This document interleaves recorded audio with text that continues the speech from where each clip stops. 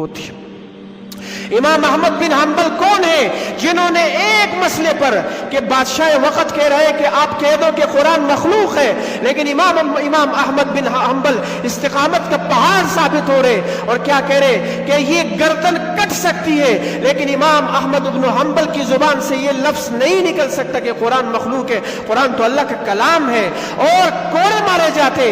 وقت کے لوگوں نے کہا کہ اگر وہ کوڑا ہاتھی کو پڑتا تو ہاتھی بھی بدک جاتا۔ امام احمد بن حنبل کو اتنی قربانیاں برداشت کر رہے ہیں، کس بنیاد پر؟ کیا اس سے بڑھ کر کوئی ولی ہو سکتا ہے؟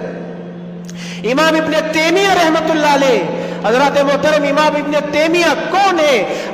اس لیے حضرات محترم ہمارے پاس تو اسلاف کی زندگی ہے، ہمارے پاس تو ہمارے اکابر کی زندگی رول ماڈل ہے، جنہوں نے دین کے بارے میں ہمیشہ، اس لیے مولانا حسین احمد مدنی رحمت اللہ علیہ فرمایا کرتے تھے کہ ہماری زندگی یا جیل میں گزری یا ریل میں گزری، ساری زندگی انہوں نے یا جیل میں گزار دی یا ریل میں گزار دی، یا سفر ہے یا جیل کی کوٹری ہے۔ امام ابن تیمیہ کا جنازہ جیل سے نکلتا ہے۔ یہ لوگ ہیں جنہوں نے قربانیاں کی، حضرات محترم یہ لوگ ہیں جنہوں نے سب کچھ قربان کر دیا۔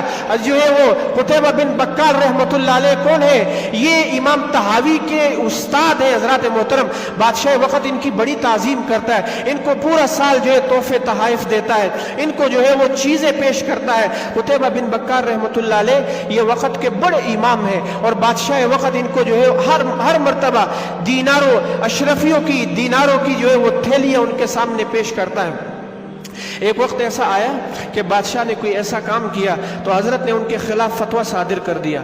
اس لیے علماء کسی سے نہیں ڈرتے، بھلے جو ہے وہ سامنے بادشاہ آ جائے، جب دین کا مسئلہ آتا ہے، جب جو ہے شریعت کا مسئلہ آتا ہے تو جو ہے وہ پھر دین کو ترجیح دیتے ہیں۔ لوگوں کی جو ہے وہ طبیعتوں کو نہیں دیکھا جاتا، بادشاہ کی طبیعت کو نہیں دیکھا جاتا۔ قتیبہ بن بکار رحمت اللہ علیہ نے فتویٰ دے دیا۔ اب بادشاہ نے کیا کہا کہ بھئی ان کو عہدے سے بھی معزول کر دو، اور ایک آدمی کو بھیجا کہ جو پورا سال تحائف دیے تھے اس کے ذہن میں یہ تھا کہ یہ عام مولوی ہوگا، جو ہے وہ تحفے تحائف اشرفیوں کے تھیلیاں دی ہے، یہ خالی ہوں گی، لہٰذا یہ کچھ نہیں دے سکے گا اور دوبارہ جو ہے فتوے سے رجوع کر لے گا۔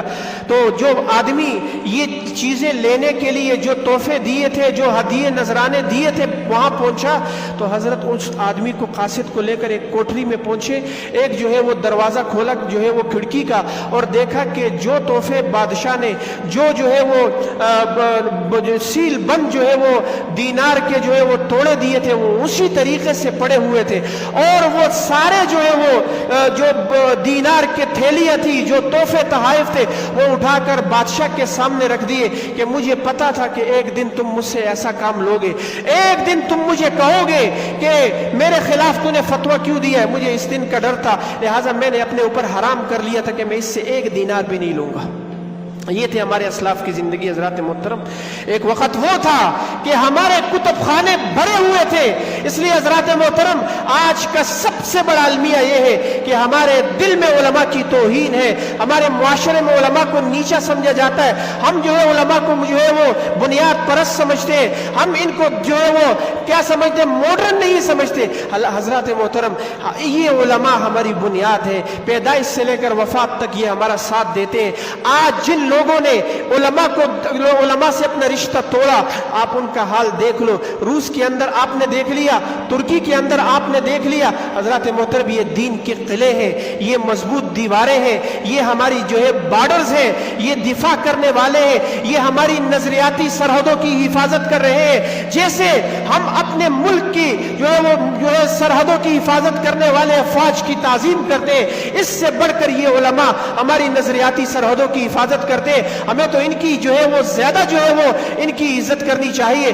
آج علماء کو جو ہے وہ بنیاد پرست سمجھا جاتا ہے، دین سے دور سمجھا جاتا ہے۔ حضرات محترم وقت آپ کے 5 منٹ لوں گا۔ ایک زمانہ ایسا تھا کہ جب مسلمان تھے اور دین کو جو ہے وہ دل سے لگانے والے تھے، علماء سے محبت کرنے والے تھے، تو حضرات محترم پوری دنیا پر مسلمانوں کا جو ہے وہ غلبہ تھا۔ اور پھر ایک زمانہ وہ بھی آیا، اتنی کتابیں، اتنا دین، اتنی لائبریریاں، ہندوستان کی لائبریریاں، کتب خانے भरे हुए थे और इतने ज्यादा थे, मुसलमानों के खिलाफ साजिशें की गई। अंग्रेज ने 50-50 साल तक मुसलमान के खिलाफ तहरीकें चलाई कि किस तरीके से जो है मुसलमानों का रिश्ता इनके मजहबी पेशवाओं से खत्म कर दिया जाए, और जब ये रिश्ता खत्म हो जाएगा तो ये लोग दीन से दूर होते चले जाएंगे। और ऐसा हुआ, वो अपनी तहरीक के अंदर कामयाब हुए। आपके बगदाद के अंदर तातारियों ने हमला किया, मुसलमानों के कुतुबखाने इतने ज्यादा थे कि उलमा ने लिखा है, मैं मुस्तनद बात आपके सामने करूंगा कि उन लाइब्रेरियों, उन कुतुबखानों से जो किताबें दरियाए दजला में डाली गई तो यकीन जाने दजला का पानी रुक गया कई दिन तक, इतनी किताबें। और जब वो दरिया चले तो कई दिन तक वो पानी स्याही के अंदर तब्दील हो गया था।